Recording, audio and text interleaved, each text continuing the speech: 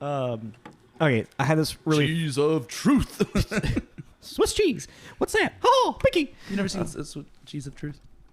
I don't. It's not. No, it's not. It was like a thing on TikTok. There was a guy who would take a piece of Swiss cheese and throw it on a book. What? And then would like read the words that were in the holes. Oh, I have seen that. Cheese of truth. You are funny. Like, I don't know. Anyways, what? Oh, sorry. Derailed you. I actually kind of like that. To just be the opening. I can save my shit. Because I have to explain a Dairy Queen commercial. And I don't want to. Cool. Let's get that. This is Tommy. This is Jacob. This is Tommy and Jacob's mixtape.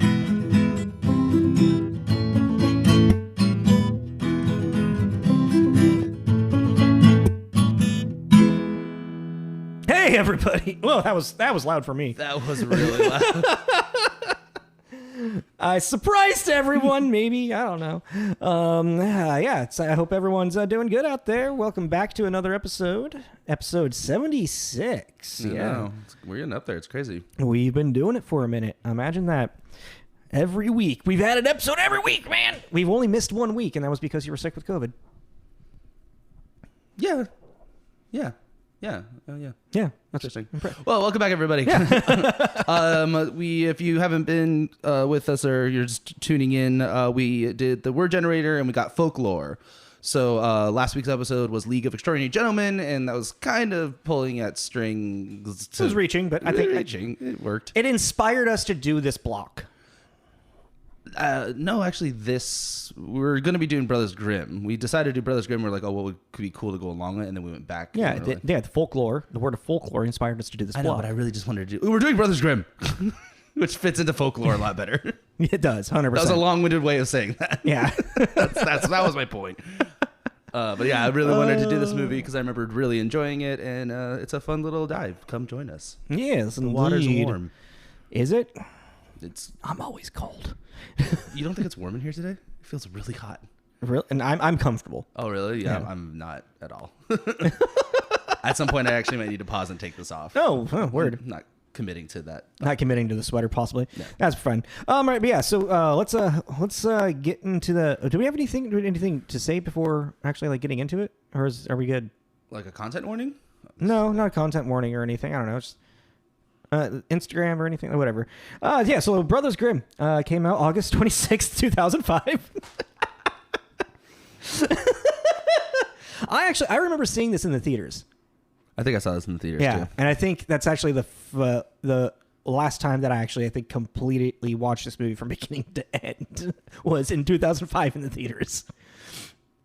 Was this like... I actually weirdly think this might have been my first introduction to Heath Ledger. Oh, really? Yeah, that could make sense. In the 2005, what, you were like 13?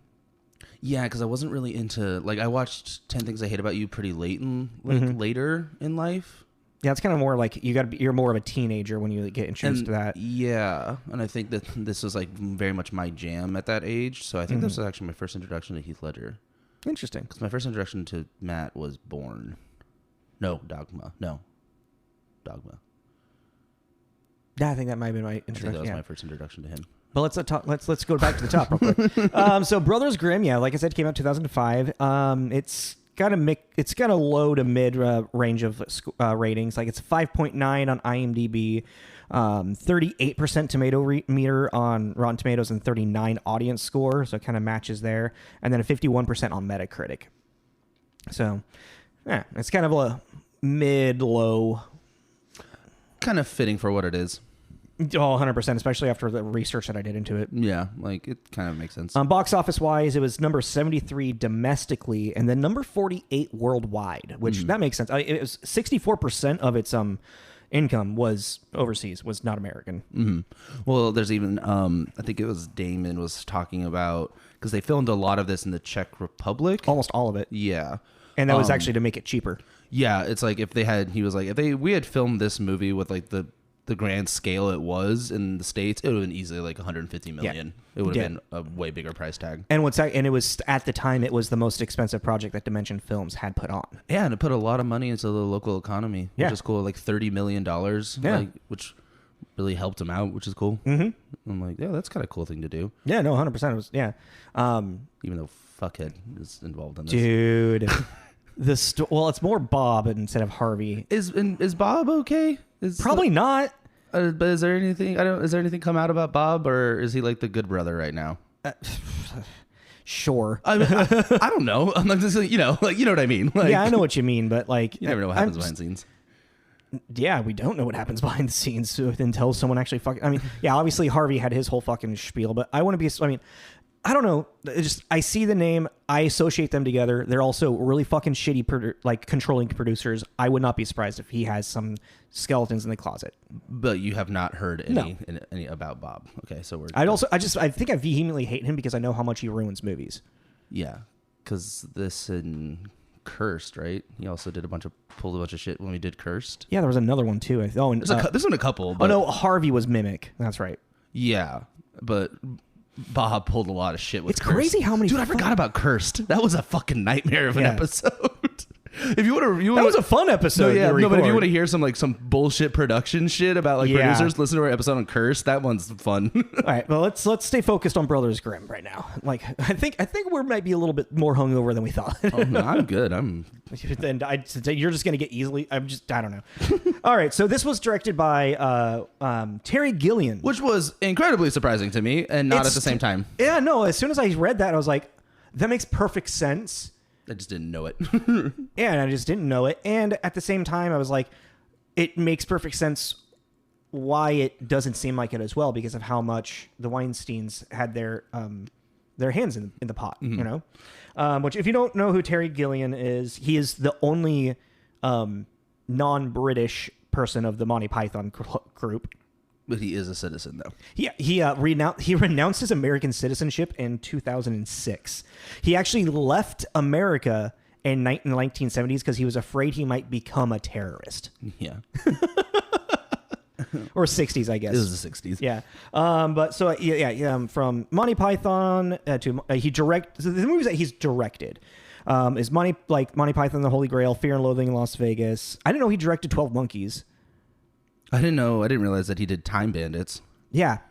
Oh, and Tommy, if you're listening to this, do you like Time Bandits? I feel like you would like Time Bandits a lot. I feel like we're going to bond on that a little bit. Oh, lovely. And Imaginarium of Dr. Parnassus as well.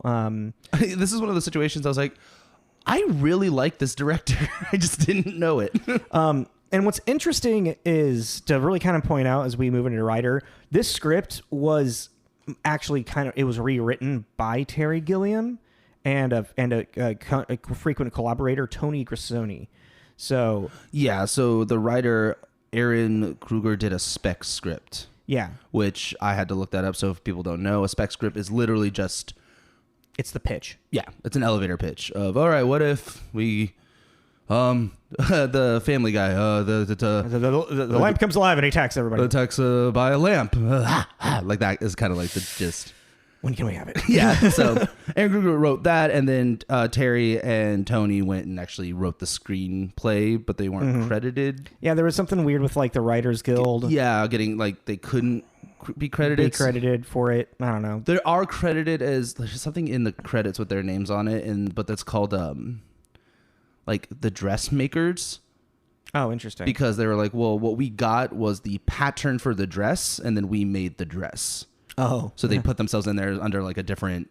That's very Terry Gilliam. Yeah, it was very Monty Python feeling. Yeah. So not that was interesting. But I mean, if you're curious about what Aaron Kruger has done, he was a writer on Scream 3. He wrote the screenplay for The Ring, the American version of The Ring, Skeleton Key, and he wrote 3 of the Transformers films. Yeah. The Revenge of the Fallen, Dark of Moon, Age of Extinction. I'm like, God, those are really awesomely terrible titles. Yeah. I loved it. I like the Transformers. Have you watched all the Here we go. There you go. There's the franchise I missed. Yeah. I think I stopped watching it the second one. Yeah, there we go. Right. Yeah. Oh, and another one that Jacob didn't mention that's kind of cool, Imposter. That's a pretty cool sci-fi. I didn't recognize it. I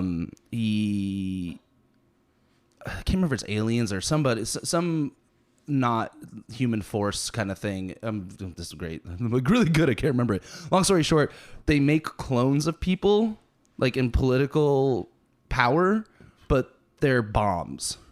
Oh, interesting. So they go to this event, this World Summit, whatever, and they blow up. What year was it?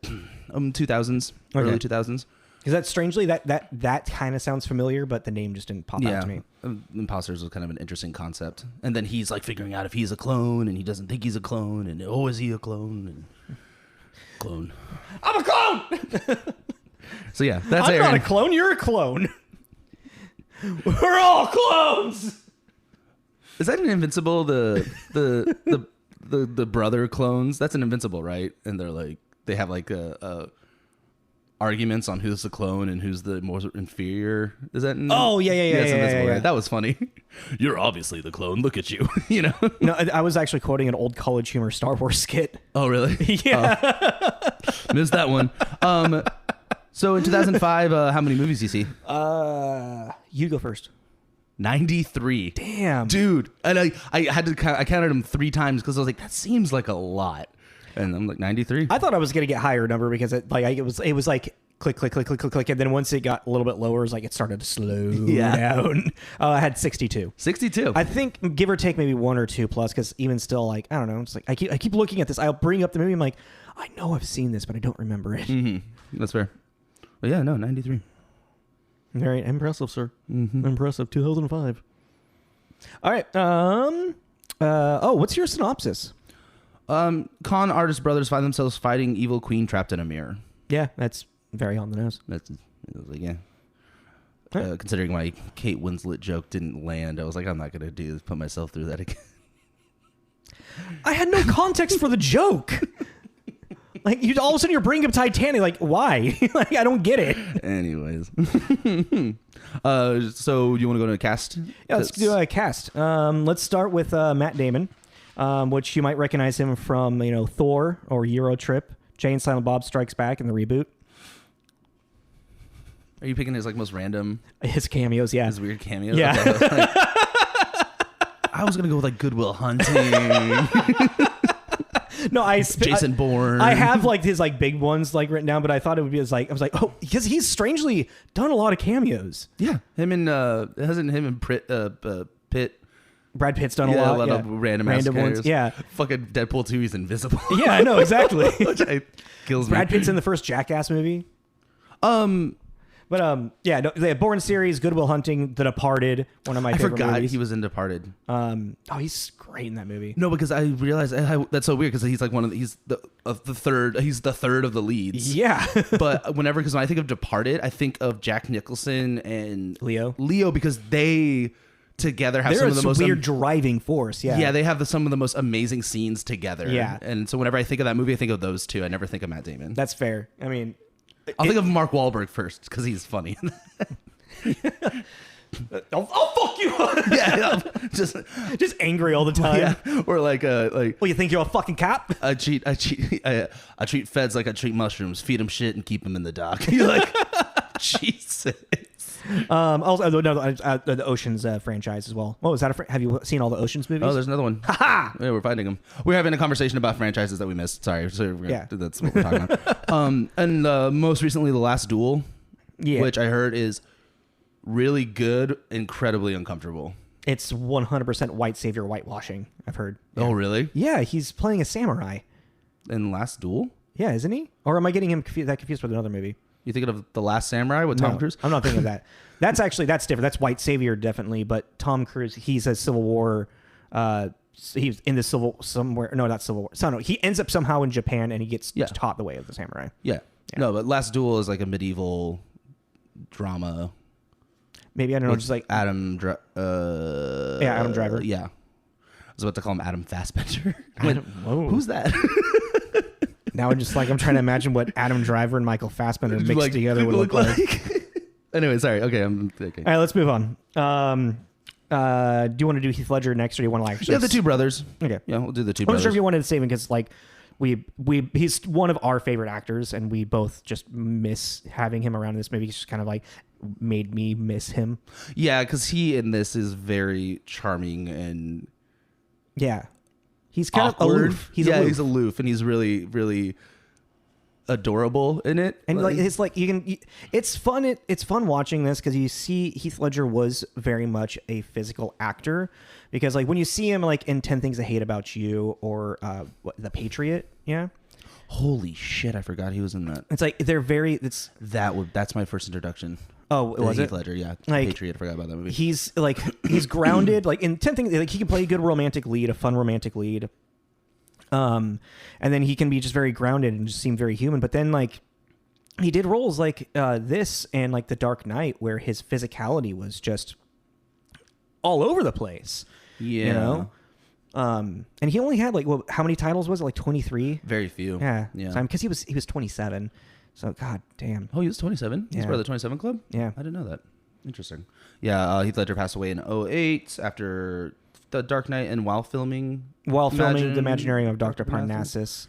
Which, if you haven't seen that, that's a very interesting movie, and how they went about dealing with his passing and the recasting thing is just kind of interesting because it's all about imagination. Yeah. And it's a very interesting movie. That movie introduced me to Andrew Garfield. Yeah. That's one of Andrew Garfield's first movies. Yeah, it's sad that, you know. What's your favorite Heath Ledger movie? Obviously, Dark Knight. Yeah, I was gonna say. I was like, is it The Dark Knight? I had to think about that for a second.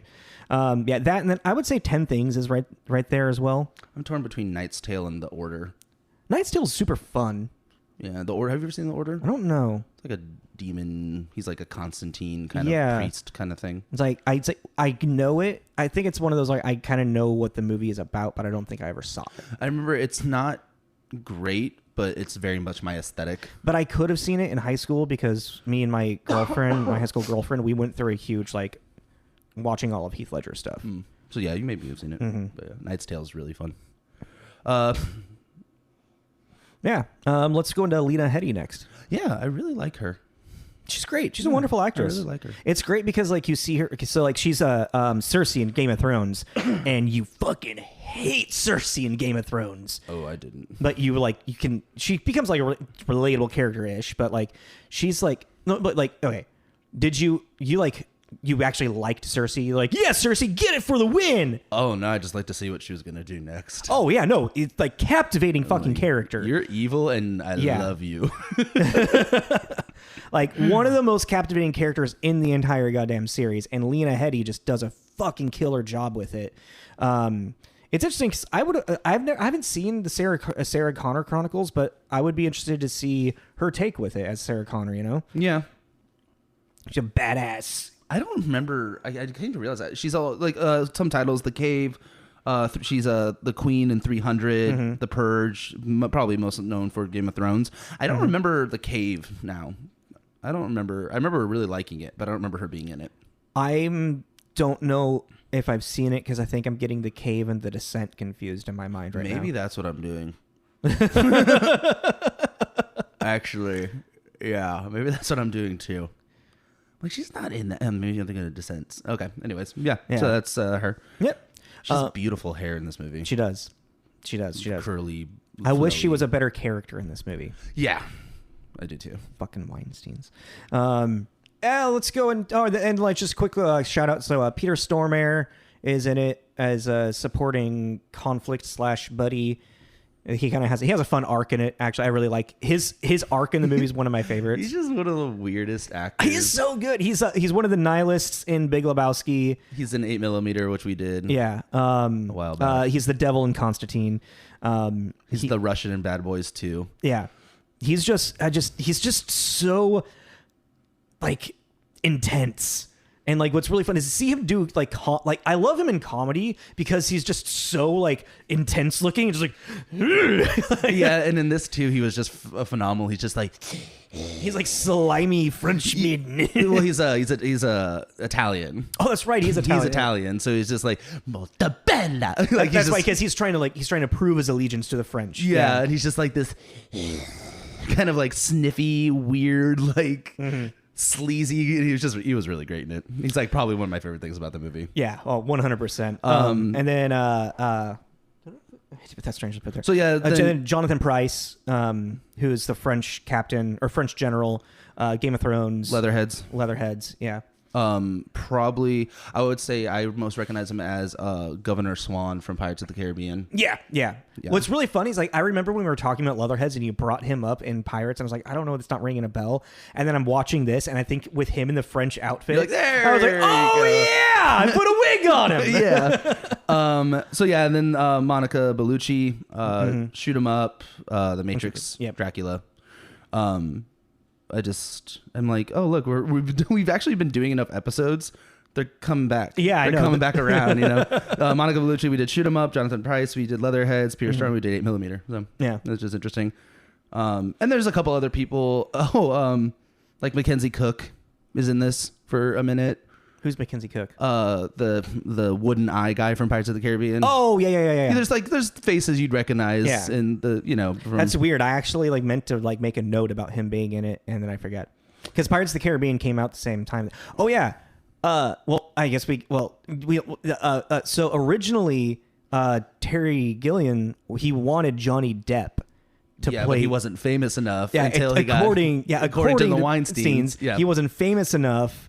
And so they wanted Heath Ledger instead, and then fucking Pirates of the Caribbean came out, and Johnny Depp was a huge name before Pirates of the Caribbean. That's what I thought was weird. I'm like, he was. It's like Fear and Loathing in Las Vegas. Edward Scissorhands. Did that come out before this? Yes.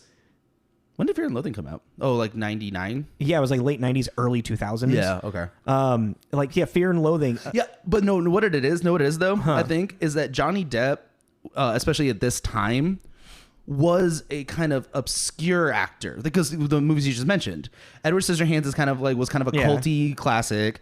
Fear and Loathing is a cult classic. It's like he wasn't mainstream. That's so weird because Friday the 13th. Everybody has compared, like a lot of people fucking Nightmare. Sorry. Yeah, Nightmare on Elm Street. A lot of people were like kind of comparing like Heath Ledger's like acting career to what Johnny Depp's was when he was younger. Like that's also why Heath Ledger was suggested for the role, because he was kind of like a Johnny Depp type. Yeah, I don't know, but I weirdly kind of get it because it's just like he wasn't a mainstream household name until Jack Sparrow, because it was such a huge franchise that I think that really put him into a different level of celebrity. It's so weird for me to think about that because I don't know. I think because just growing up, like with because my mom, you grew up with Johnny Depp, so to you it's like. But I think like from like a producer standpoint, I could be like, he's in a lot of weird shit. Or maybe the fucking Weinsteins are just idiots and assholes. Yeah, they are. We've already established that. I get so vehement with it. Oh, and it's also a fun little interesting fact is that when Heath and Damon were casted, they were actually casted in the opposite roles. Yeah. And they decided after reading the script that they would like to switch, which I was like, I love that they read it and they looked at each other and was like, I think actually you could be this character better. You know what other movie they did that that happened with? What? Pineapple Express. With who? Seth Rogen and James Franco. Oh, really? Originally, Seth Rogen was supposed to be the drug dealer, and James Franco was supposed to be like the suit straight guy. Yeah. And they were like, it'd be funny if we just did this opposite. Huh. Interesting. And have Seth Rogen be the charming guy, and James Franco the burnout stoner. And that's actually what sells that movie to be so fucking funny. Yeah, it's like their like particular. Yeah. Apparently, isn't like James Franco an asshole? Yeah. Is there something going on with that? Yeah. He was called out for advances on younger women and like just being predatory, but then he also kind of like admitted to it and then said he's working on being better with it. I don't know. He's had like a fall from grace. It's because even Seth Rogen's like, I don't really associate with him anymore. Jeez. No. Or maybe that's just what he says into the media. Who knows? What's going on with reviews over there? Over here? What's happening over here? Yeah. What's going on over there, bud? let me tell you. So that was fun. So on Metacritic, there are 13 positive, 18 mixed, 5 negative. So like third or fourth.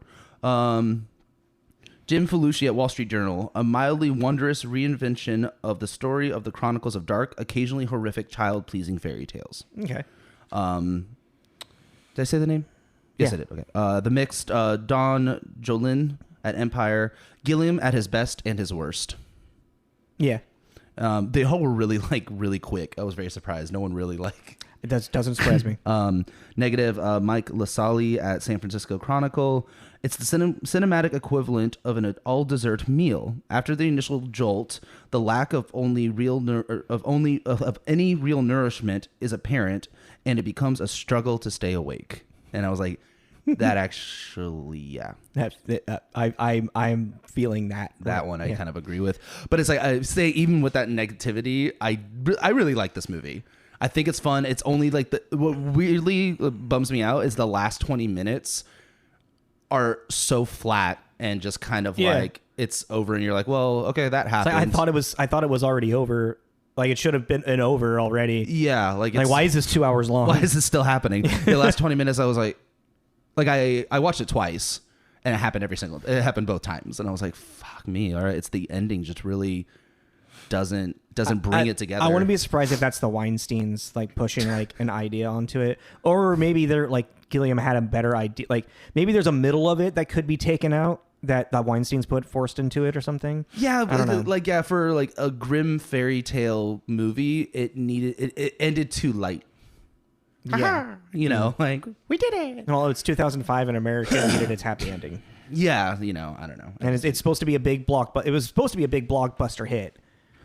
I mean, with Matt Damon, you know, he's a big name. I mean, it made its money back in some change. So, yeah. I mean, it did all right because it was 80 million budget, 105 worldwide. You know? It's like around this in the mid-aughts, this was just like a huge time where production companies were pumping out a lot of bullshit. Yeah, because they were forcing as much as they could, and it was kind of like throwing shit at a wall and seeing what sticks. Shit, that's what we should have done. Fuck. What? With this, we should have done Hansel and Gretel with fucking what's his butt. Hawkeye, Jeremy Renner, and fucking what's her name? Yeah, that's what we should have done with this for folklore. Yeah, I see what you're saying. Action Hansel and Gretel monster hunter shit. That would have been dope. I hate those movies so much. But that's what we're talking. We're talking about this 2000 just pump out bullshit era, which so a lot of cool stuff came out, but a lot of shitty stuff came out. Hansel and Gretel came out like what 2013, 2014, something like that. Yeah. But like, yeah, no, it's just like produced, especially like the Weinsteins. It's like, it's like if they, it's an investment, a gamble. It's like they throw as much money as they can onto something. And then like you get that one big hit and then all of a sudden you make your money back 100-fold, you know? So that's actually it's interesting to think about it as a gamble. Yeah. Like, okay, well, if we get Matt Damon on board, yeah. It's almost like treating people and like it's almost like hashtags. Like, all right, maybe we'll get some more if we hashtag, you know, if we put this in there. Hashtag Matt Damon. Hashtag Matt Damon, and then people like Matt Damon, right? Except for Jimmy Kimmel, apparently. Really? No, they have a joke feud. Oh, like Ryan Reynolds and Hugh Jackman. Yeah. Okay. But like it's really fucking funny, actually. I didn't know that. Like Ben Affleck snuck Matt Damon onto the Jimmy Kimmel show with Matt Damon in his suit or something. Like Ben Affleck came out in a giant like oversized suit and Matt Damon crawled out of it. Okay. Oh God. Apparently that happened. Sure. Why not? Matt Damon, I feel like Matt Damon's he's one of those people, one of those actors where like I would love to like go and like have a beer with him. Like just like shoot the shit. I would have been really like, especially like if we were around like the same age, like in his 20 like Dogma era, I would have been really good friends with Matt Damon. It's like I feel like that's who he was. It's just in Dogma. Just always like chewing on gum. Like, what's up? You know, like let's go.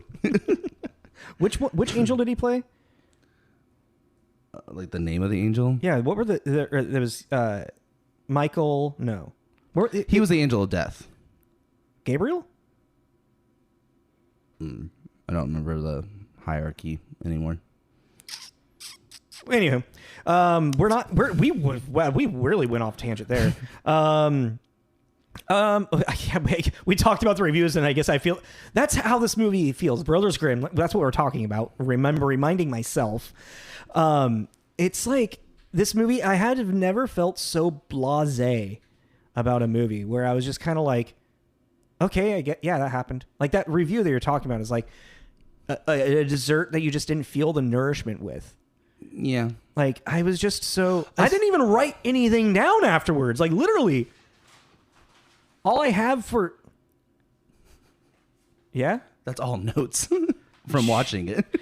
These were my notes. Talk about the real brothers, maybe, and behind-the-scenes drama. That's what I care about. I don't even care about the movie. Well, I think that, like, specifically with this one, too, the movie as a whole is not good, but there are performances that are very good, and they're fun to watch. Even the French general, he's a good bad guy. Yeah, Jonathan Pryce. Yeah, Jonathan Pryce just being very, you know, like he's just being like so American, stereotypical bad French guy. It's pretty insulting, actually, when I think about it. But well, it's actually very British.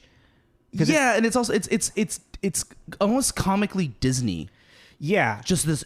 All right, he's gonna be French, and he's gonna be fucking French. Yeah. You know what I mean? It's like it's a very Terry Gilliam type of thing as well. Like, there's like watching this movie is like I started to see like the Terry Gilliam like humor in it and like aesthetic, but then like there's this forced narrative, these forced feelings in it that I think are the Weinsteins. Well, that's like the thing too, is like going into this knowing it's Terry Gilliam this time around, I enjoyed it a lot more because it does have that Monty Python very no, how do I word this?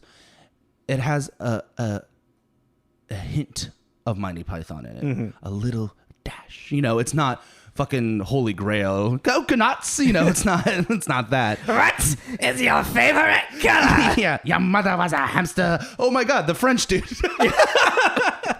Your mother was a hamster and your father smelled of elderberry. Like, I thought in your general direction. And yeah, you know, like it's not like that over the top humor, but there is this little like you're like, okay, I kind of see it, I kind of feel it, and it's that's what makes it fun. Like even, and that's what God, it's actually really interesting. Even in the beginning when we. So let's get into it because we can start. We'll go into the. See if I can remember. Well, first and foremost, so you meet the brothers. Yeah. Well, actually, I wanted to like. I guess maybe that'll be in the behind the scenes drama.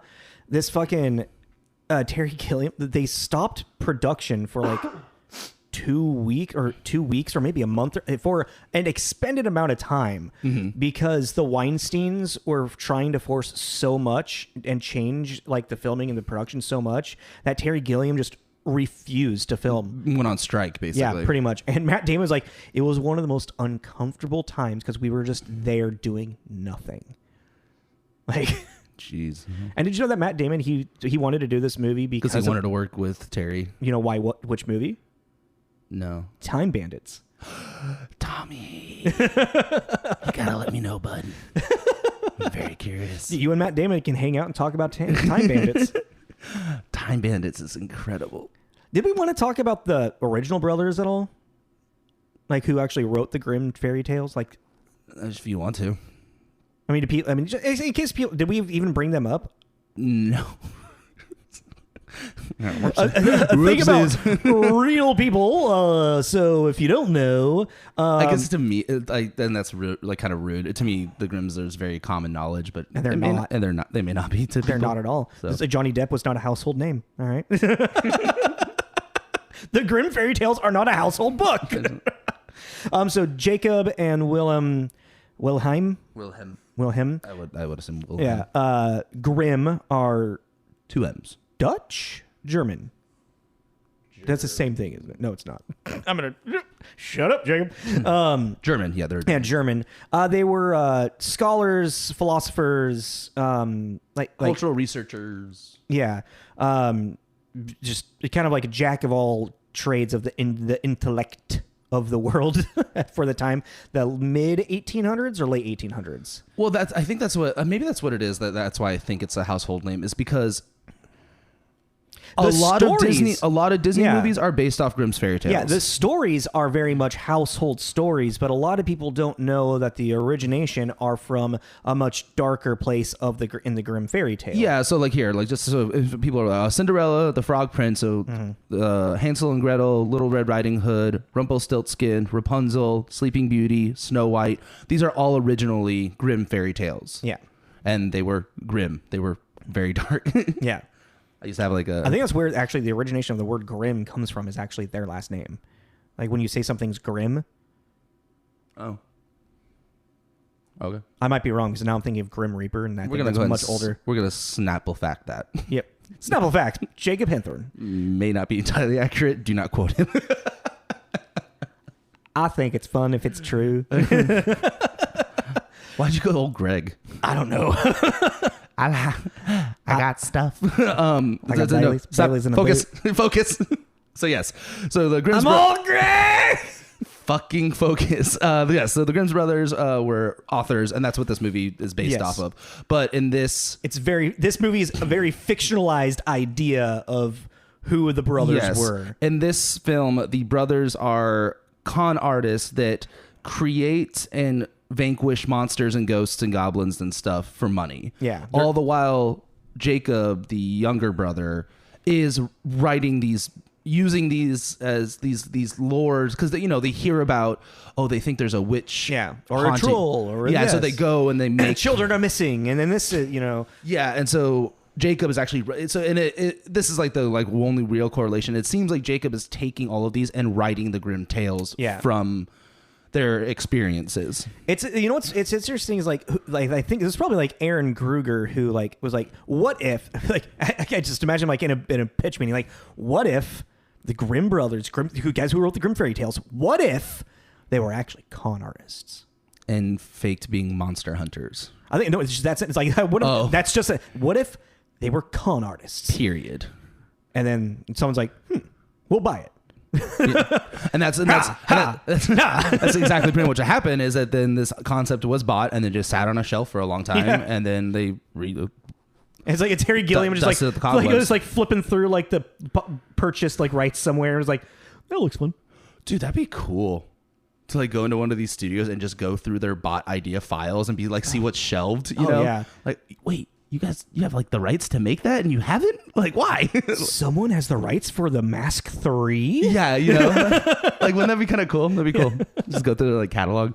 So yes, so that is the concept of this movie. Mm-hmm. It's very much, it's fantasy through and through, which also, if you've been listening to us at all, is my cup of tea. Yeah. I'm a fantasy. It's in a weird way. I think one of the things that kind of pulls me out of this movie is my knowledge of the Grimm's fairy tales, and I feel like it's super pandery in some senses of it's very much and then this is where Little Red Riding Hood came from, and this is where Hansel and Gretel came from, and this is where this one came from, and and this is where this one came from. It's they're doing fan service, but for people that were alive in the 1800s. Yeah. So it's kind of it's oh, cool. Red Riding Hood. Right on. Cool. Got it. Look, the hunter from the huntsman from Snow White. Oh, cool. The queen is actually Rapunzel with her long hair. No, but she's not Rapunzel because she's also the evil queen trapped with the magic mirror. From Snow White. But she's got the hair of Rapunzel. Yeah, it's very But is Snow White actually a Grimm fairy tale? I don't think that one is. Snow White? Snow White and Seven Dwarfs? Maybe the Seven Dwarves is the... Snow White is. Okay. But it's the Seven Dwarves is all Disney then, I'm guessing. I don't know, actually. Well, it's not really... Let's not go down that rabbit hole. Well, it's just also because they had a thing with 7. There's a lot of 7. In the movie? In the Grimm? In the Grimm's tales, 7 was a very used number. I wonder if that has anything to do with the 7 sins. Yeah, I don't know. There's the 7 ravens. There's the 7 whatever that I just saw. 7 is a very it's a popular number. Mm-hmm. Anyways, 8, 9. Hansel and Gretel. It's really nothing. You're not, what? I said 7's a popular number. 8, 9. You thought? Oh, dumbass. Anyways, so yes, this movie starts off, which I thought was really funny too, and I don't know if you caught this or if they're riding through the forest kind of thing, whatever. But did you notice the castle behind them is just a flame for some reason? No. That was so weird. Yeah, so the movie starts off and it's the two brothers, the OKR heroes. Well, or the whatever. movie starts off with them as kids. Oh yeah, and it shows that Beanstalk. Beans? Who do you think we get use beans to fucking save flavor. Like, well, and that's weird too because Jack and the Beanstalk is not a Grimm. no, it's not. And I was like, why is this in? So Magic beans, Jacob. What do you think we can do with magic beans? And that's like, okay, that is important. So we're introducing them as kids. Their little sister's dying. He takes all of their money. He takes the cow to go sell it. A man trades him with magic beans, and then Willem beats the shit out of Jacob, basically. Yeah. Because it then, literally goes like he's like beating him on the ground and just like cuts saying the Brothers Grimm. That was really jarring. But also, like, what the fuck? I really liked that title screen. It's graphic or whatever. Yeah, and the music was very like oh, this is gonna be boom boom. Yeah, boom boom boom boom boom. It's very Danny Elfman-esque. Yeah, but then it cuts to them as adults now riding, and there's this castle behind it. It's just it's like on fire. I think it's kind of setting up that it's like they're in conflict. Maybe I'm it's kind of ringing a bell. But yeah, it was like, so is that from the war that's been happening between Germany and France? Yeah, because it's France occupied Germany right now. Or did the brothers fuck up and somehow? I don't think it's the brothers fucked up. Set the castle. I think it's because they're booking it too. I'm yeah. like, this is suspicious looking. It looks like you set that fire, sir, with your magic beans. Yeah. Yeah, and then we get introduced to, and this was actually kind of cool. So we are introduced to this village that is being haunted. Their local mill is being haunted by a ghost that was burned at the stake years earlier. It's a witch, Harry. And they're talking to the village about exorcising said witch. And it's very much giving you this like illusion of they are monster hunters in the story. Okay, cool, whatever. And then there's this, they go to the mill and then they fight the witch. Was actually a pretty cool scene. Yeah, it's fun. It was fun. I remember scaring I was like, this witch is actually kind of terrifying. She's like swooping around. And do the special effects kind of bother you? It's one of those they should have committed. They either should have just done CGI and had it look crappy or used more physical stuff. That's another thing I was reading is that apparently Terry Gilliam gave the special effects, like the post-production, to a team that he works with pretty regularly. And what was originally supposed to be like 500 shots of special effects and CGI turned into over 800. So they really lost off the rails there a little bit. Yeah. And that's like, it's like there's just like it's one of those movies that I'm sure we've talked about before, is that when sometimes 9 times out of 10 when there is a CGI moment, it takes you out really hard because it just looks so fake, and that's always a bummer. Yeah, especially in this day and age, it's a sore thumb. It happens a couple of times in this movie. You're like, wow, that was terrible. Yeah, I don't know, like the fucking the hood or scarf or whatever that's floating around, the horse. Oh yeah, the gingerbread man. There's a couple that are. The gingerbread man made me so angry. Oh, it tastes good. Yeah, I know. I'm just like, what? But that's also like, it's like that. It makes me angry, but like I feel like that. It makes me wonder if like maybe Terry Gilliam didn't really want that in there, and he's like, fine. You want there to be the gingerbread man? I will give you the fucking gingerbread man, and it's gonna say some stupid shit. Oh yeah, almost like a fuck you. Like, yeah, this is a stupid idea. Let's not put it in there. He's like, well, now I'm gonna make it an incredibly stupid idea. Yeah. But yeah, so it's like this whole like kind of cool, creepy witch fighting scene. They exorcise the witch. They tell the miller like, go tell the village, go tell the whole village, you're safe. And then lo and behold, they've orchestrated the whole thing. There is there might be a witch, but what they just fought is one of their friends in makeup and a costume. And they basically have they have a team of special effects people that can make these very elaborate ruses, and they con people out of money. And then at this point, it gives us the dynamic between Ledger and Damon, as in Damon Will is very fine being a con artist, kind of shitty person, and it's kind of eating away at Jacob. Yeah. He doesn't want to be a sham, a fake, you know? Yeah. He wants to be an honest person. Yeah. And so that kind of, that's our underlining conflict within the brothers. Which changes throughout the movie as well. Yeah. Because there's no actual connected thread through line of what, And then basically goddamn love shit between Lena Headey. The love triangle thing. Yeah, and just want to beat my head into a wall. But then they end up getting taken. But this is when you meet, what's his name? Wait, where's my cheat sheet? Mackenzie Davis? Cavaldi. Oh, Cavaldi. Oh, Peter Stormare's Yeah, character. you meet Cavaldi, and basically he like. I love Matt Damon screaming throughout this movie. He's just a complete coward, like, and it's really like wakes him up and drags him out of bed. And well, that's like going back to Peter. Like he's like they wake up Jacob and he has like cotton balls like plucked into his like, and he's like he like rips him out. There's a rope around your foot. Yeah, but like for Pete, he like takes him out and he. And he like throws him at his head. He's just like such a weird. I would love to meet him. I just think he's so. He's one of those. I love watching a movie with him because he's just this like. We should find some interviews and see what he's actually like. Yeah, like he's just this. He's always this. So what if he's just like totally normal? Hi. Yeah. Oh yeah, I did that. Yeah, like he's just like, oh god, he for me makes this movie because like he was saying the rope is tied around. They they set their horses on fire to drag them through the hotel. It was like weird, unnecessary. It's thing. a very Terry Gilliam. I feel like slapsticky. Any of like the slapstick that's slapstick. The slapstick, the humor that's in this movie, I can tell it's like this is very much Terry Gilliam's like bread and butter. Yeah, and then like cause even like right after this too, Matt Damon like escapes and he's like taking off and he's like, "I will return for you," and he's like just abandoning his brother. And then Summer has one of those. I don't know what they're called, but it's like the rope with like the balls. Like it's like a tripping rope. Yeah, like a trapping. Yeah, and then he like does that and he eats shit, and then Stormer's like, "Nice try." It's just like very yeah. There's the joke. Like it's very physical, which is fun.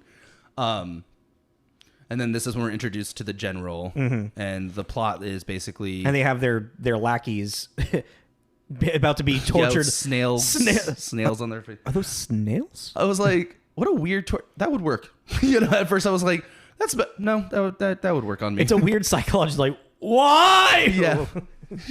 That was very loud. But yeah, like I think if you put a box on my head and snails slowly crawling on my face, I'd probably tell you some stuff. I think it would work. I think I just eat them. Yeah. How does that make you feel? Actually made me gag. I'm tearing up right now. Live snail. Yummy. Feel it slide down my throat. You need to stop. Okay. I'm tearing up.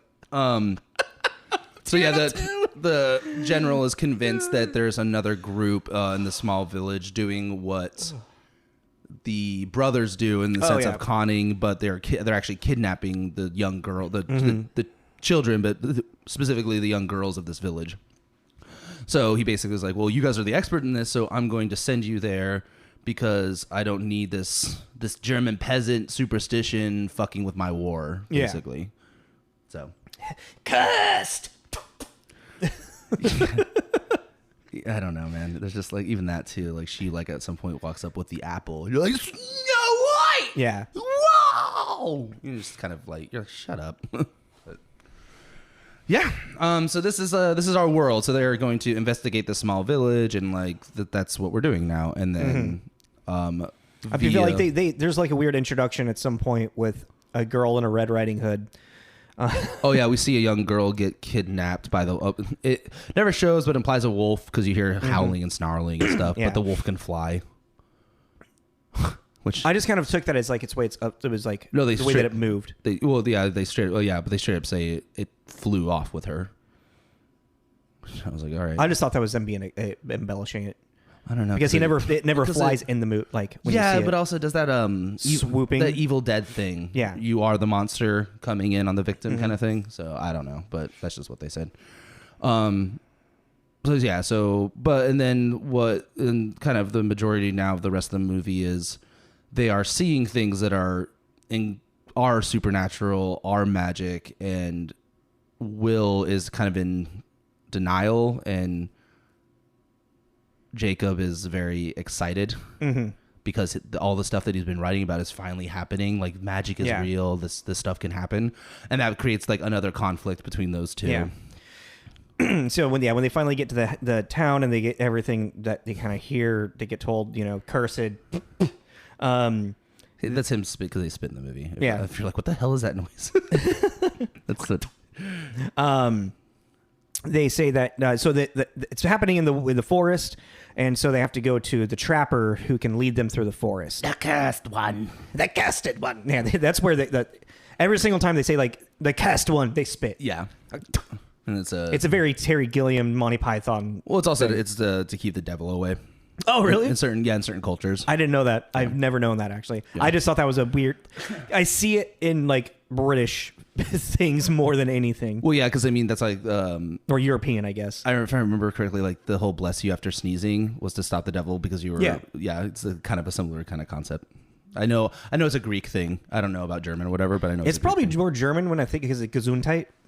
Like you either say bless you or you say Gesundheit. And well, I meant the spitting thing. Like I know the spitting thing is. I know that in certain parts of Greece they will do that, but I don't know about Germany. It's a European. Yeah, it's a European thing. But my brain went somewhere very strange there. So yeah, now we get introduced to Lena Headey's character. What's her name actually? Angelica. Thank you, Angelica. And super just fucking blatant sexism happens. Like, oh, sorry, miss. A woman is but a distraction. Yeah, right. Yeah, it's like, God. It's like it just sucks in this era. Thank you too. for mid-aughts, God. Yeah. It's like what sucks about this era too is it just like how do I word this? I'm just gonna say it, and then if you need me to clarify like what I mean, then I will. But it's like it almost becomes a groan to have a woman character because you're like, what are you gonna do with her? Yeah, it's like. What are you gonna do with her? No, but you know what I mean. Like, you know what I mean. I'm like, is she gonna actually be an interesting character, or is she just to be rude about it? Is she just gonna be eye candy? Yeah, and what's interesting? It's a bummer. It's like Terry Gilliam originally wanted Samantha. I can't remember her last name. She played Alpha in The Walking Dead. Oh, the bald lady. Yeah. Oh, okay. Terry Gilliam originally wanted her to play Angelica, but one of the Weinsteins like, no, she's not pretty enough, pretty much. Oh, so she was supposed to be like eye candy. Yeah. And it's like I think that it's the best way to like word it. It's a groan, not because there's a woman in the movie, but because it's like, is she going to be an interesting character? Yeah. Are we going to have cool like interactions with her? And is it going to pass the Bechdel test? Nope. The what? The Bechdel test. It's if you have a female character. Well, to begin with, you have to have multiple lead female characters. Well, and 2, there has to be a scene with them by themselves, and 3, that scene should not be directed about or should not focus on the men of the story. Oh, you told me. Why did you talk to me about this? Have I? Yeah, you've explained this to me before. Once you started describing it, I was like, yeah, we talked about that. Yeah. And it's like, not for not, like, they make her character important because she is the one that knows the forest. She is, but it's like anybody could be put in there. Mm-hmm. And it's like, I don't know. It's just like in this area, you're just like, all right, well. And then they get weird with like a love triangle that's so unnecessary. Yep. I mean, her character is important to the story because of the story of her father, still very based on a man. For it, and if you go into the Bechdel test stuff, you know. Yeah. And like it's supposed to be like, you know, since she's so pretty, it's like weird that she's actually a trapper and she's tough and she can fight, but then she can't, and then it's back like. So yeah, she leads them through. I mean, I did like that she like fought the wolf on her own. Yeah, that was cool. I was like, oh. But then all of a sudden, the brothers are like, did you notice that? There was something jarring. It's like she's fighting the wolf. There's that moment where she sees the eyes, and then she's by herself, and then all of a sudden she's leaving the forest with the brothers. Like I didn't catch that. There was no scene of them like finding no, I didn't catch that. I was like, what happened? But yeah. So yeah, we meet the trapper, and then we are going to the forest, which I also was really interested in. I was like watching it, and I was like, okay, so I remember there's Rapunzel's tower at some point in this, and they like immediately went to the tower, which I was really happy because I was like, are they going to do some weird thing where they just never thought to look at the tower for the missing girls, and then at the end we're like, what? They've been here the whole time. I was like, no, Lena, like, yeah, no, Angelica leads them directly to it, and is like, she's like, this is the fucking problem, I guarantee. Yeah, and it's this big creepy tower in the middle that has no entrance to it. Yeah, like, and so I was just really happy. I was like, what's gonna happen here? You know, because I was gonna be like really annoyed at the end, like, silly me, I forgot to mention we have an enchanted evil tower about a mile from here. Yeah, like, I should have brought that up. Maybe I should have brought that up earlier. You know, but yeah, but what's cool too, there's a lot of cool ideas that just aren't executed well. The like moving forest. Yeah, like the forest is alive. It's an enchanted forest, so you can't trust like landmarks. Like, oh, those 2 trees that have all the birds on them. That's the way we came in. That's the way we go out. It's like, no, the forest is a living. Grandmother Toad, tell me the way. The forest is like a living, moving maze, which is a cool concept. Yeah, there's a lot of cool things, like ideas. They're just not really done great. Yeah. No. So yeah, they have like this whole moment at the tower, and it's like, oh, we should go back to town. It's getting dark, and then that's when you find out that you can't trust the forest, and then Angelica picks up a giant toad, licks the back of it. Matt Damon. he was really fun to me. They're all really fun. In this. Like she has, like, that's why I said grandmother's like, just like, tell Grandmother Toad, tell me the way out. So like the toad is Matt. If you lick it, the magic of the toad will give you the direction. Yeah, that's called a hallucinogenic. You ever see Big Trouble? Big Trouble? Yeah, Tim Allen. Yeah, I know of it. I don't think I've seen it. Stanley Tucci. I think I haven't seen it, but I also get it confused with a John Travolta movie all the time. There's a whole there's like a kind of underlining joke throughout that movie where there's a toad that keeps spraying people with its like hallucinogenic. Oh, really? Yeah, and like at one point Stanley Tucci is like handcuffed to it's like a crime comedy thing. Yeah. And he's handcuffed to like a bookshelf, and he's like tripping out, and he's looking at his dog, and it's barking at him, but what he's seeing, it's a dog with Martha Stewart's head saying his name. Roger, Roger, Roger. And he's like, she's here for my soul. It's fucking it's weird. Really weird. It's really funny though. I think you should watch Big Trouble. I think that's very much your humor. It's really funny. And it's got, what's his butt? It's all coming together. Patrick Warburton? Yeah, Warburton. He's in it too. Yeah. Okay. So yeah, they go back. Also, the Will or Jacob's horse gets cursed by the hunter in the forest with the weird spiders. That's gross. Also, that was like very. That's what's cool. Unsettling to see. That's what, there's a couple of gross things in this movie. And then when the horse swallows the child, yeah, that was terrifying. Yeah, that's what I really appreciated, is that they did this really cool thing just kind of throughout the movie where it has that whimsical childlike magic, like ooh, doo, doo, doo, and then it switches gears on you really quick, and it's super jarring, but it works. Yeah, it just sucks the special effects aren't better. Yeah, but yeah, so like because she's doing the whole. What picky ears you have? Oh yeah, so essentially, all the children actors are kind of terrible in this. Yeah, they bring the curse back to the town with the horse. Yeah, and so like the horse, then like it's summoning to one of the young girls of the town, and she goes to the horse, and she's like, "Yeah, what big ears you have? Yeah, what big Little Red Riding Hood." Yeah. And she like didn't we already do Little Red Riding Hood? Why are we doing it again? Yeah. That was also weird. They didn't like commit to it one time. There's like throughout the movie, there's like, oh, now this is kind of like Little Red Riding Hood. But then like the spiders like web her up, and the horse eats her, and it's like actually really it's very horrifying. And it's like, and the CGI is so bad with it that almost makes it worse. Yeah, it's like this would be a terrifying idea just to witness in general, but now it's just bad. Yeah. And I was like, this is going to be an actual nightmare. And I'm like actually really impressed with the brothers specifically too, because they see a lot of these, that horse moment, their genuine disgust and like their horrified moment is actually pretty genuine, considering they're not looking at anything. I'm like, that's good on you guys. You sold that. Like, you're actually seeing this. Good job, guys. But then like, Will is still like in denial. But that's even then. It's like with that the whole denial thing. It's funny, because of what his justifications, and then Jacob Heath Ledger's reaction to his justifications. He's like, the horse. It must be on tracks, and he's like, tracks. That's my horse, Will. What are you?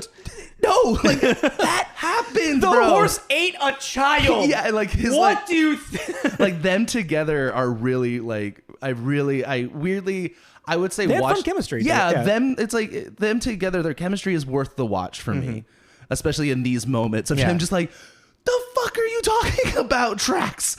You need to let it go. So this leads into a very brutal scene because they all run into the forest to try to like stop the horse and save the girl. Oh, and it gets horror movie. The fucking forest murders people, like rips them apart. Oh. A tree eats one of them. Dude, very Evil Dead. Yeah. Like actually, like very specifically. Yeah. Like this forest, these branches are ripping people. At one point, it's like grabbing one of the French henchmen and pulling it underneath like the roots, and a branch comes out of his mouth, meaning it went in somewhere down there and it's popping out up here. Yep. It's kind of mind-blowingly dark. Yeah. For like out of nowhere.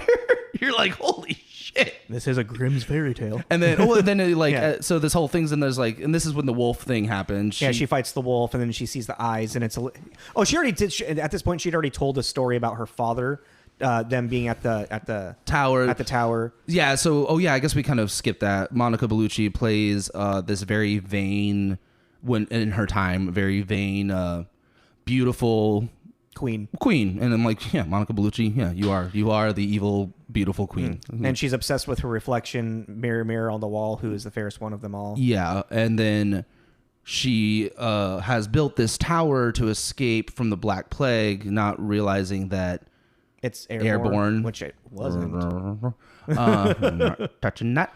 I mean, okay. Anyways, skipping.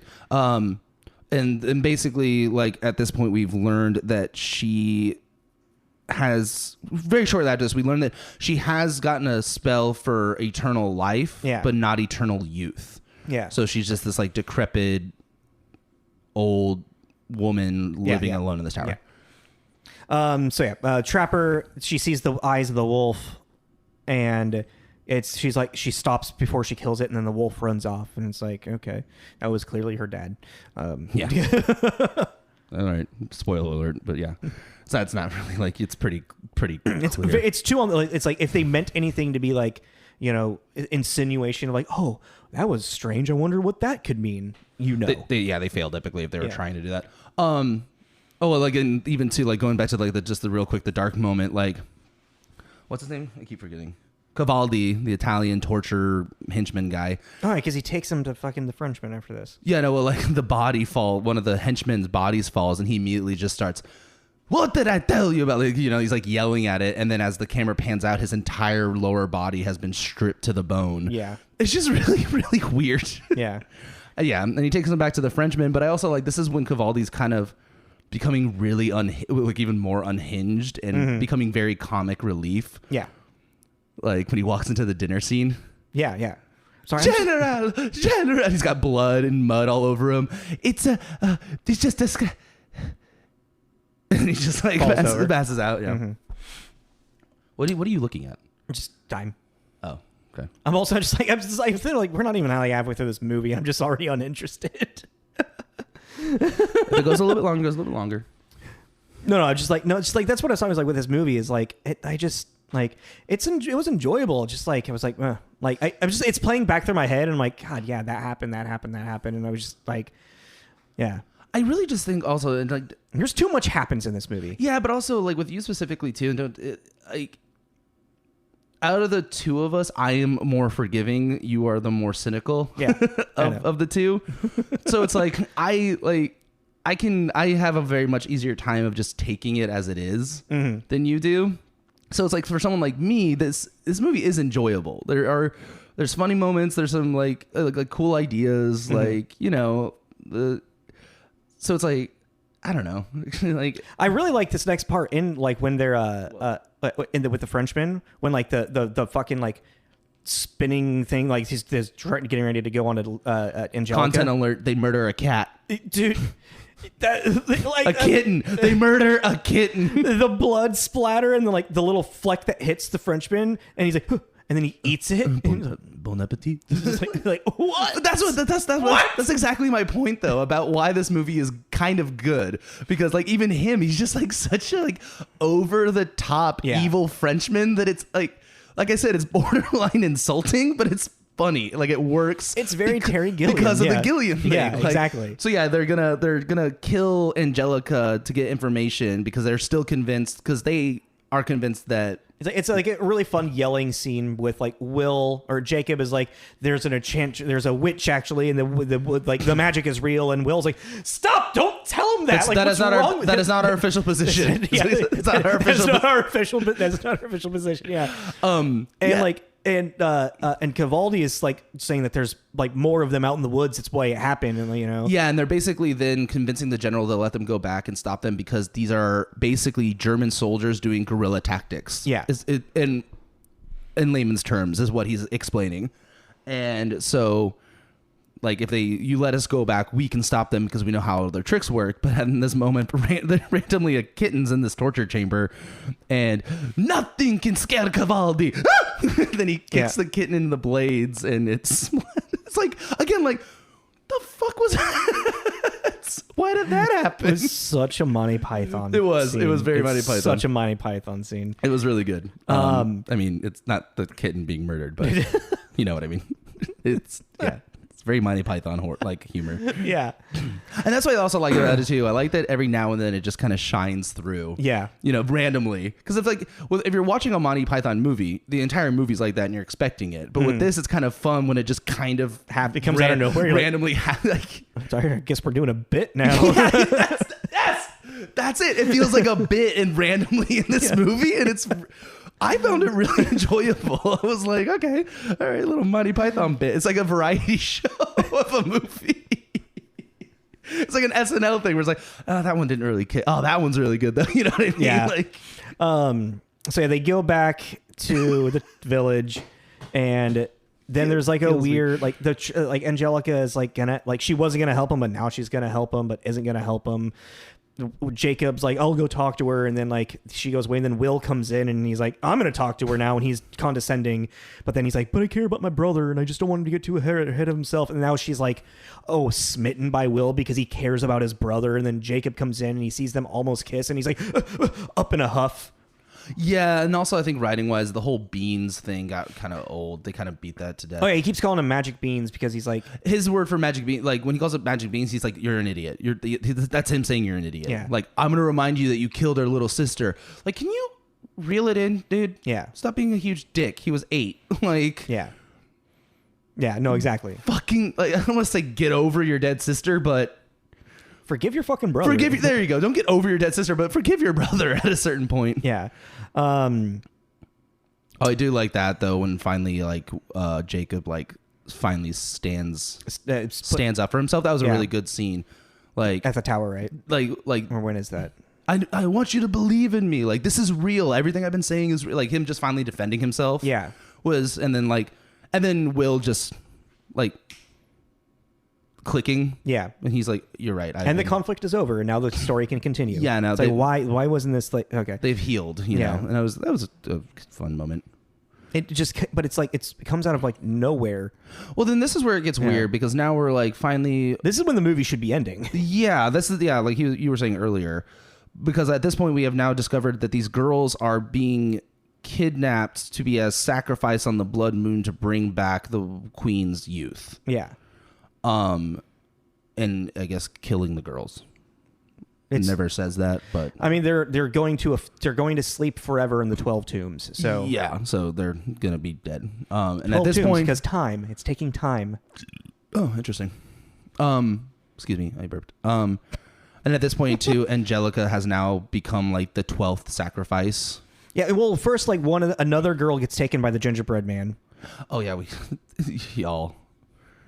It's like it starts off pretty horrifying, and then it gets really goofy. It gets fucking weird. Yeah, no, it's because this little girl is like at the well. You met in the beginning. She's He's at the well, and and then all of a sudden, like a fucking bird, a raven falls into it. She pulls it out, and then like the raven is still alive, but then it's covered with like mud, and it's like starts shaking mud all over the girl, and then all of a sudden she's like wiping her face from the mud, and she wipes her eyes, nose, and mouth off of her face. Which I found out for me is like, actually one of my biggest unnerving visual things. It's unnerving to I got flashed to Matrix. Like faceless people are terrifying. Yeah, like I thought of Matrix. How will you make a phone call if you're unable to speak? And then all of a sudden he has no mouth. It's you see it melting. Oh yeah. I was like, yeah, that was horrifying. Yeah. And then so like this little girl's like it's like. But yeah, then the mud like comes alive and has her eyes, nose, and mouth. Yeah, and it's got this creepy ass grin.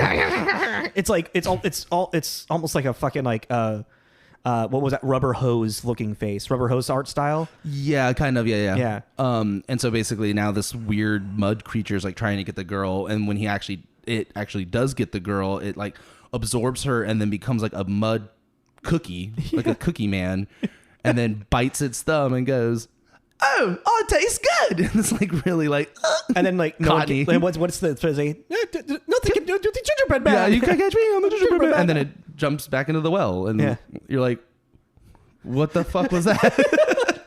What the hell happened there? Why? It's like okay, but that's why it's so funny right. too. That's why this movie is so entertaining, because it's like I see what you're doing, and it's terrifying and it's creepy, but you're taking this whimsical gingerbread man story and you're making it into this really dark thing. But why? Like, also, is the gingerbread man, is that a Grimm fairy tale? I don't know. I didn't see that on the list. Yeah. Like what? Yeah, there you go. Like the Jack and the Beanstalk thing. Yeah. It's like you're just putting fairy tales in here now. Yeah, it's like it's like, but again, commit or don't. Like just do fairy tales and have this big hodgepodge or whatever, or do Grimm fairy tales and just do Shrek or do the Brothers Grimm. Yes. God, I wish we had cameras in here right now, because I felt like that was a lot of movement. But yeah, like it's such a I would recommend this because it's just such a weird movie. Yeah. So yeah, and it's also, so Lena Headey, or Angelica's character, was back at the town for whatever reason. I don't know, because she just didn't go with them. That's right. Yeah. Will and Jacob are like, Jacob's finding a way into the top of the tower. He sees the reflection of the queen in the mirror on the wall. He gets kind of seduced by her because in the mirror she is young and beautiful. She's Monica Bellucci. She's Monica Bellucci. I'm sorry if she's coming and whispering in my ear and kissing my ear. I'm gonna yes. She is beautiful, and it kind of, this is when you kind of get introduced that she had like, her huntsman is always under some kind of like love spell. Yeah.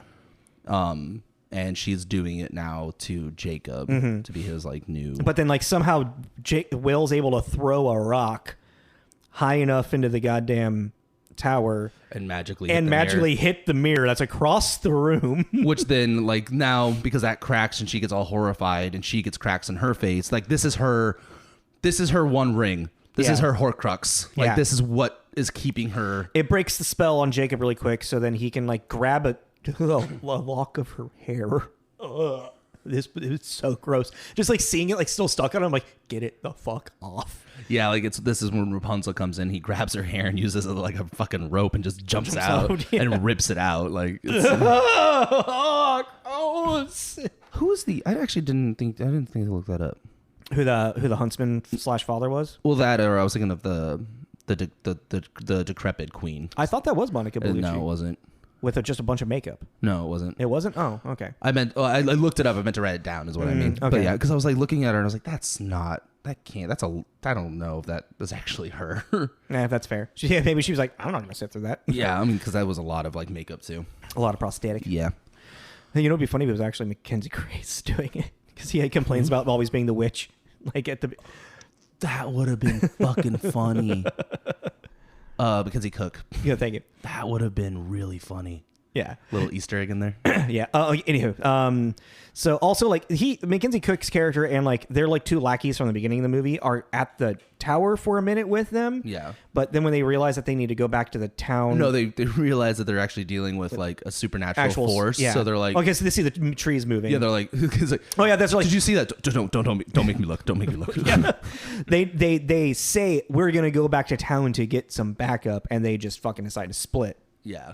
Which is what causes the Frenchman to come back. Yeah, because at this point, too, this is like what he was saying. The movie should have been over because basically they kill the queen They like... Well, they could have at that point. Like there could have been like there. Yeah.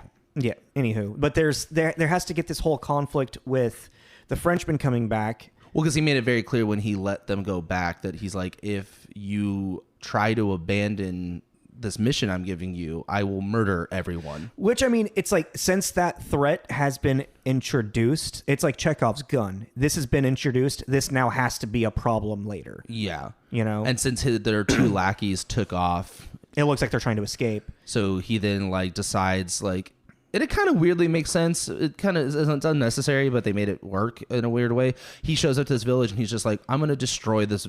What's causing this superstition and shit is this forest. I'm going to destroy this forest. Yeah. And he just starts setting it on fire and shooting cannonballs at it and shit. Yeah, sets it on fire with the brothers tied to some shit in there. So he's pretty much trying to, you know. And the villagers are freaking out because their daughters are still missing. They know that they're in that forest somewhere. This is also when you start to see Cavaldi kind of having like a turn of morality. Yeah, like he's starting to become a hero. And then, so yeah, the forest is on fire. This is the life. During this time, Angelica is actually being coaxed as being the 12th princess. I forget how that happens.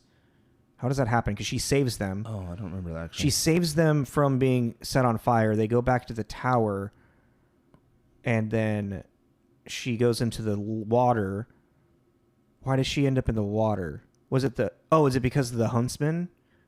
This is when they reveal that the huntsman and wolf. Oh yeah, the huntsman and the wolf are the same. And it is Angelica's father that she thought died. Yeah, a long time ago.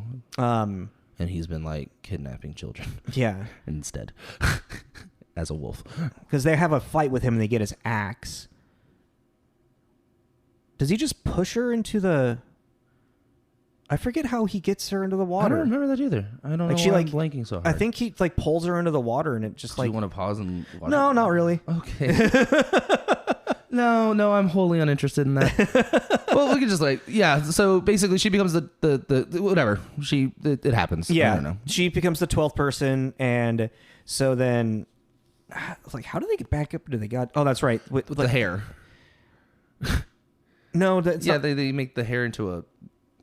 That's what a grapple. Will does. Yeah, to but get back up there. Jacob, he like does like the double springboard thing and launches himself up in there because he has the catapult and the springboard.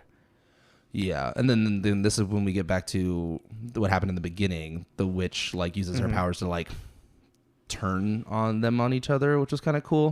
That whole like knife. Oh yeah, that was actually a fun like foreshadowing. It's like, oh, so actually, if you're like a really fun thing is like the beginning of the movie and this whole like they're battling a witch. You know, is the end of the movie. It's like but for real. Which that's kind of cool. Like like a full circle kind of thing. And that's again where this movie should have fucking ended. Yeah. But yeah, as they're like battling, so like oh wait a second, we forgot the entire like fight with the Frenchman. When they kill the Frenchman. That's later, isn't it? That's what I'm getting confused. I thought that they kill the queen and then they kill the Frenchman and then the movie's over. Or did they kill the French? No, they kill the Frenchman. They have to kill the French because it's like they have like until the eclipse is gone. This is so funny. Because this is exactly what I was talking about earlier. The last like 20 minutes to me, I just exactly went brain dead. Yeah, you're just like as soon as a Frenchman shows up and he sets the forest on fire. Also, the forest stops being on fire because she Superman breaths it. And that's when at that point that's when she has the 12th princess. She has Angelica in there. So now her strength and with the eclipse and the 12th princess, she now has her strength back. Yeah, and then also this is when the Frenchman like, what the blazes is going on? And his troops get all scared and abandon ship basically. So now it's just him, his little lackey, and Cavaldi. Exactly. Only like. And then like as they go and like there's a fight, then the Frenchman is like telling Cavaldi to like kill them, and then Cavaldi like chooses not to, and the Frenchman shoots Cavaldi. You think he gets killed. He just straight up murders Cavaldi or attempts to murder Cavaldi. Yeah, and then Will ends up killing the Frenchman. Yeah, like he distracts him with the crucifix that goes on fire. Jacob is fighting the little lackey manservant guy. Yeah. And Will is fighting the general. Yeah. All the while we have this countdown of this like eclipse, blood moon thing that we need to like. That's also this factor. But like that's again, and then we have another fucking Monty Python moment kind of come through. The French general, what is his name? I can't remember. I also couldn't ever catch his name because every time they said it, it was Cavaldi doing "I present to you." So like it's so over the top, I could never catch it. But he impales him, and then the French guy's just very Monty Python-esque. All I wanted was a little order. A slice of quiche would be nice. Oh, yeah. No, and then he dies. You're like falls over dead. It's like what?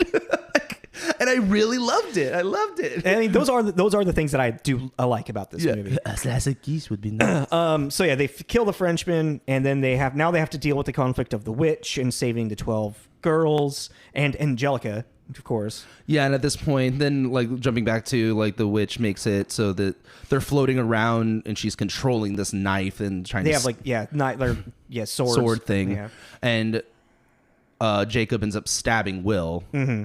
And then he succumbs to her, like Will succumbs to the spell, and then she takes out this like it's like whatever, like it's like an ornament, but she like when she puts it in you, you are now her servant. It's like a what is that thing called you get for prom? You put on your jacket. My brain's just going brochure. No. Anywho. Bouquet. No. Bouquet. Lapel. Nope.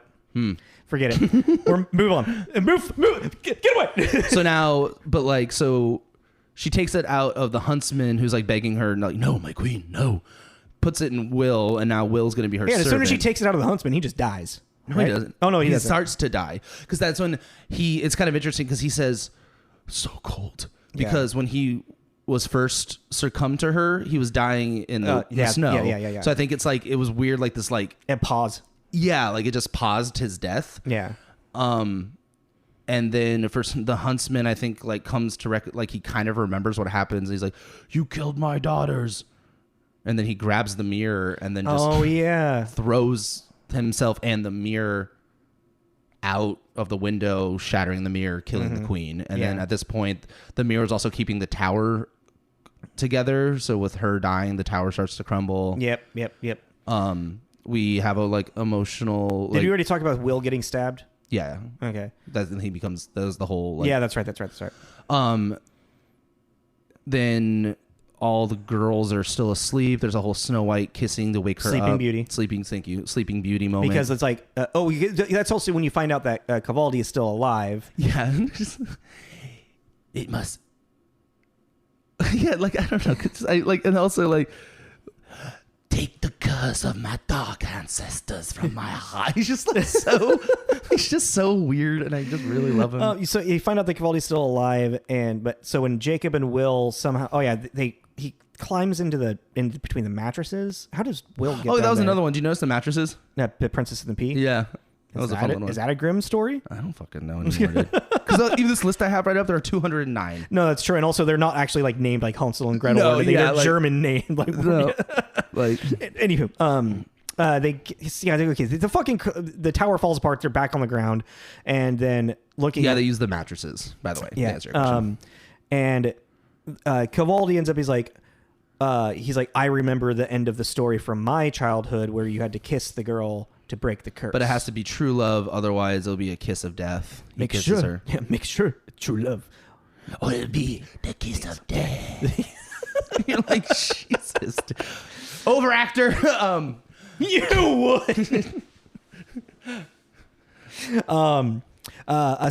He kisses Angelica. Jacob kisses Angelica because he's actually in love with her for whatever fucking reason. Because she's a pretty girl. She's a pretty girl in a movie. She wakes up. And then the curse is broken. But also at this point, it's like we're thinking like this might save Will. I don't know how. He's stabbed through the heart. Yeah. By a sword. Not a magic sword, just a sword. Yeah. A piece of metal went through his chest. So they go over there and he's like just passed out. I did like, this is very Terry Gilliam as well. Oh, not from you. Yeah, exactly. Like Jacob leans down to give his brother a kiss to see if it'll like revive him, and then he just Will's like, not from you. It was very Sandlot. Yeah, faking death. Why is eyes open? Yeah, and so that whole thing happens. Everyone's like, great. All the kids are back. There's a big party scene in the village and everyone's dancing. And there's like another weird kiss moment with the three of them. Yeah, she goes up and she kisses Will, and then Will's like, oh, and then she looks at Jacob and then kisses pouty. Jacob, and then he's like, oh, and then it's like, what? It was so... is this gonna turn into a weird Pornhub like thing? Like, stepsister stuck in the tower.